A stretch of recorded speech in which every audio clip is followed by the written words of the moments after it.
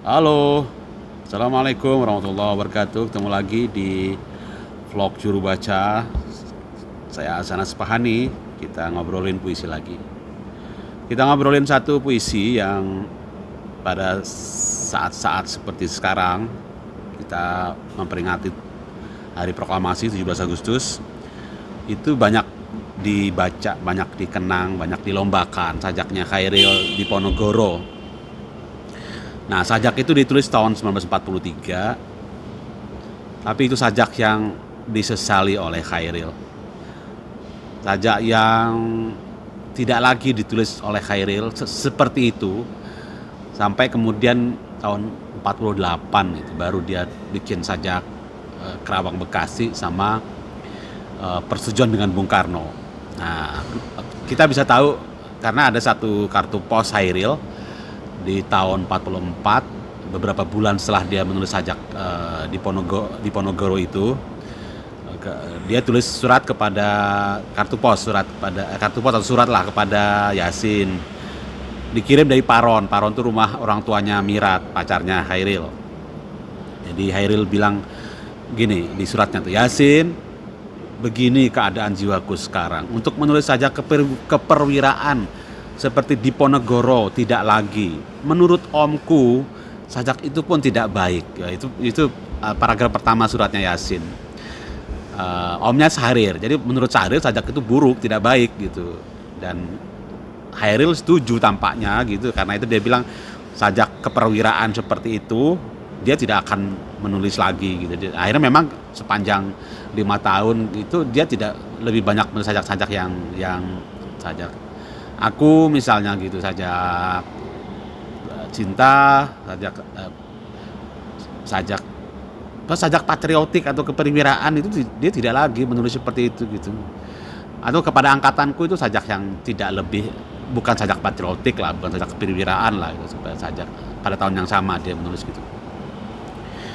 Jadi kenapa? Karena Sahil sendiri tidak puas tampaknya. Itu bisa kita tahu dari suratnya. Dia bilang di suratnya, lagi pula dengan kritik yang agak tajam sedikit, hanya beberapa sajak saja yang bisa melewati timbangan. Begitulah apa ya, tingginya standar Khairil. Begitulah kritisnya Khairil terhadap dirinya sendiri, terhadap sajak-sajaknya sendiri. Hanya dengan kritik yang agak tajam sedikit, hanya beberapa sajak yang bisa melewati timbangan. Artinya nggak lolos. Kritik yang tajam sedikit tidak lolos standarnya dia sendiri gitu. Mungkin termasuk di Ponorogo itu menurut dia tidak lolos gitu. Tapi tahu aku apa yang kutemui dalam meneropong jiwa sendiri. Tapi tahu kau apa yang kutemui dalam meneropong jiwa sendiri, bahwa dari sajak-sajak bermula hingga penghabisan belum ada garis nyata lagi yang bisa dipegang. Khairil tuh mencari identitas, mencari ciri khas sajak-sajaknya. Apa ya gitu yang bisa menghubungkan dari sajak yang pertama sampai sajaknya yang ditulis pada saat itu tahun 44 itu. Belum banyak, sajak itu belum banyak, dia masih mencari. Tapi nah penting itu kesadaran mencari gaya ucap yang khas itu. Khairil sudah melakukan itu sejak tahun-tahun pertama dia menyair kan. Kalau sajak pertamanya tahun 43, tahun 44 dia sudah menanyakan itu gitu.